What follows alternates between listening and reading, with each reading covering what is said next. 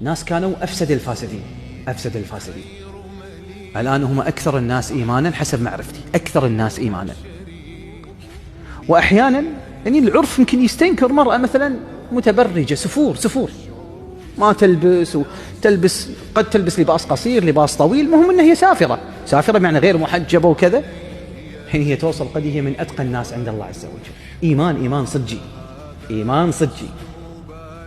فلا نستنقص الناس، احنا ما ندري هذه عاقبتهم شنو، نخل نطالع أنفسنا.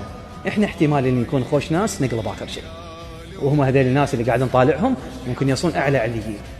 هذا بشر الحافي خوش مثال، والحر بن يزيد الرياحي مثال أعظم. الحين توقف على قبره، أنت المؤمن والمرجع التقليد، إذا بيزوره يقول له أبي أنت وأمي، وهو مرجع. هذا الحر بن يزيد الرياحي شنو سوى بالسيدة زينب عليه السلام؟